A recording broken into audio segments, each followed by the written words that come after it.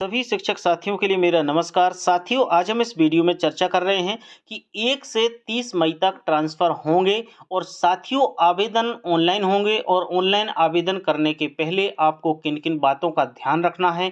यदि साथियों आपने इन बातों का ध्यान नहीं रखा और किसी प्रकार की त्रुटि हो गई, तो त्रुटि होने के बाद आपका ट्रांसफ़र नहीं होगा। इसलिए आप इन बातों का विशेष ध्यान रखें।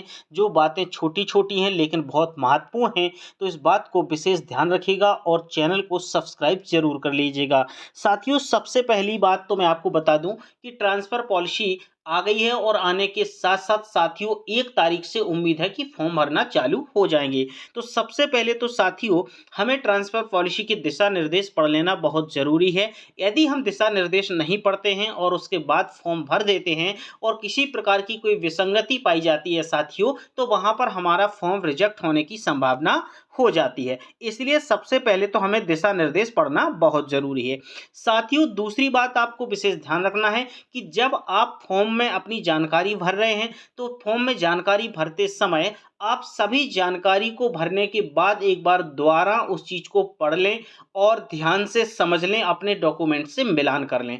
मिलान करने के बाद साथियों जब आप अपने फॉर्म का प्रिंट आउट निकालेंगे, तो प्रिंट आउट निकालने के बाद साथियों उसको 500 केबी से कम में आपको पीडीएफ जनरेट करना है और कोशिश करें साथियों आप 495 और 490 केबी की डालेंगे तो ज़्यादा ठीक रहेगा, क्योंकि साथियों आप 400 के आसपास डालेंगे तो वहाँ पर थोड़ा सा उससे पिक्सल फटने लगते हैं। इसलिए आप 495 और 490 केबी के आसपास करेंगे तो वो ज़्यादा ठीक रहेगा। यदि साथियों इसमें कोई त्रुटि पाई जाती है, पिक्सल फटेंगे, कोई चीज़ समझ में नहीं आएगी, तो यहाँ पर फॉर्म रिजेक्ट होने की संभावना होती है। ठीक है साथियों, याद रखिएगा कि जब फॉर्म भर रहे हैं तो कोई भी गलत जानकारी आपको नहीं देना है। यदि आपने कोई भी साथियों गलत जानकारी दे दी और वह गलत जानकारी पाई गई, तो आपका फॉर्म निरस्त हो जाएगा और फॉर्म निरस्त होगा तो यहाँ पर ट्रांसफ़र नहीं हो पाएगा।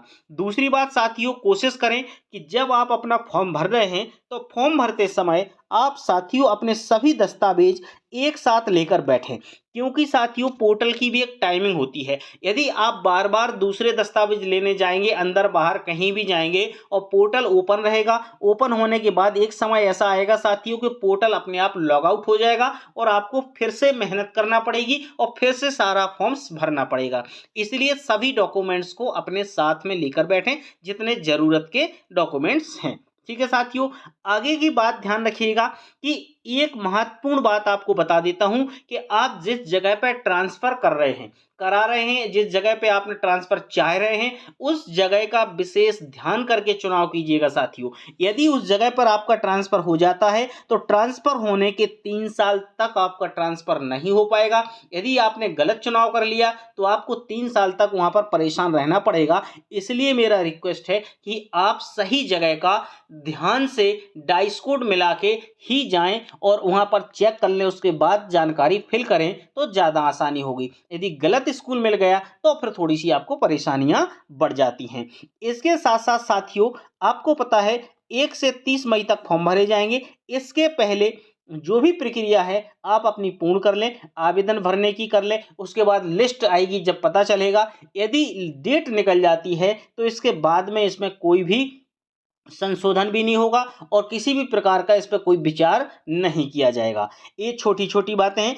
इसके साथ साथ स्वैच्छिक जो हमारे पारस्परिक स्थानांतरण है साथियों, जिसको म्यूचुअल ट्रांसफर करते हैं, उसमें हमारे साथियों को एक बात विशेष ध्यान रखना है कि जैसे सपोजेड मेरा सब्जेक्ट मैथ है तो मुझे ऐसे टीचर का चुनाव करना है कि जिसका सब्जेक्ट मैथ हो। ऐसा ना हो साथियों कि मेरा सब्जेक्ट मैथ है और किसी दूसरा का सब्जेक्ट सोशल साइंस है, तो फिर वहां पर परेशानी हो जाएगी। तो आपको इस प्रकार के टीचर से म्यूचुअल ट्रांसफर नहीं करना है, आपको अपने सब्जेक्ट के टीचर से ही करना है। और यदि सब्जेक्ट टीचर नहीं मिलेंगे तो आपका म्यूचुअल ट्रांसफर वहां पर नहीं होगा। इस बात का विशेष ध्यान रखना है साथियों। एक महत्वपूर्ण बात और ध्यान रखना है कि जिस स्कूल में साथियों अतिशय शिक्षक हैं, उस स्कूल में भूल कर भी आप अपना नाम ना डालें। अपनी कोई जानकारी ना भरें कि आपको वहाँ पर ट्रांसफ़र लेना है। यदि आपने अतिशय शिक्षक में ट्रांसफ़र के लिए फॉर्म भर दिया, आवेदन कर दिया, तो वहाँ पर भी आपका फॉर्म रिजेक्ट हो जाएगा और आपका स्थानांतरण यानी ट्रांसफ़र नहीं हो पाएगा। इस बात का विशेष ध्यान रखना है।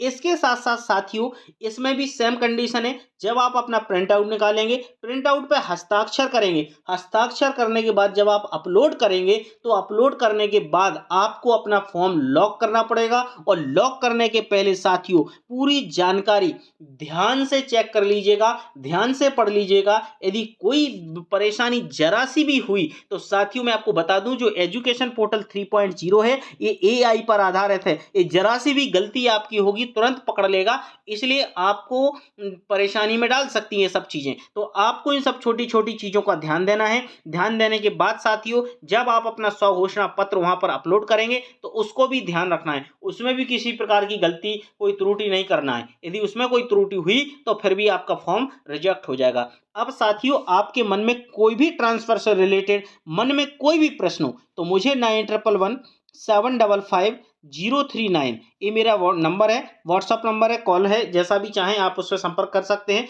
कोई समस्या का हो उसका समाधान मिल जाएगा।